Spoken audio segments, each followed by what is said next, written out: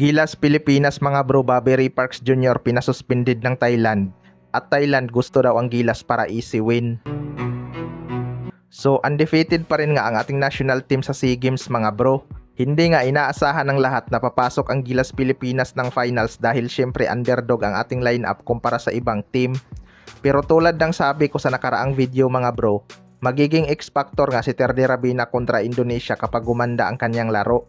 Mabuti na lang at sumabay ding nag-step up si Jimmy Malonzo mga bro. Credits din doon sa isang big man ng Gilas na si Manzano kahit hindi ganoon ka-efficient sa scoring.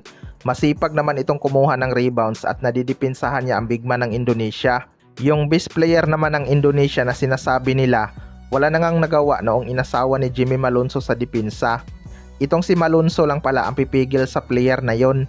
Pero credits pa rin sa lahat ng player ni Coach Norman Black. Total team effort pa rin talaga ang naging susi. Muntik pa ngang matalo ang Gilas dahil niluto ng referee ang laban sa dulo. Tinawagan ba naman ng flop at unsportsman foul itong si Bobby Ray Parks Jr.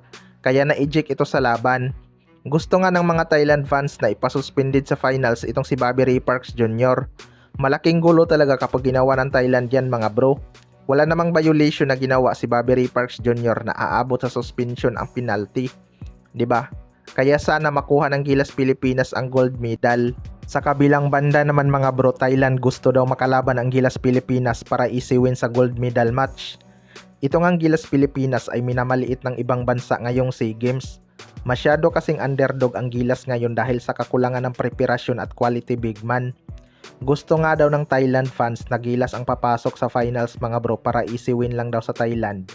Dahil kung Indonesia ang papasok, mapapalaban daw sila.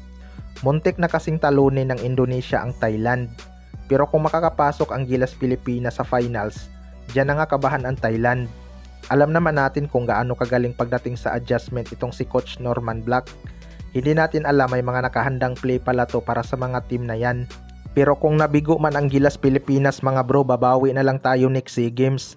Masyado kasing madaya ang Thailand, hindi nga agad naglabas ng rules noong malayo pa ang SEA Games para sana makapag-prepare ng maayos ang lahat.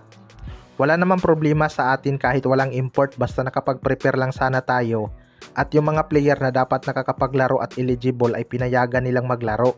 Pero marami pa namang pagkakataon mga bro na ipapahiya natin ang Thailand. Sa kanila pa ngayon dahil sa kanilang house rule. Pero kapag sa ibang bansa nagaganapin ang SEA Games, may kalalagyan talaga ang mga yan pagdating sa basketball. Kaya abangan na lang natin yan. Kayo mga bro, anong masasabi nyo tungkol dito?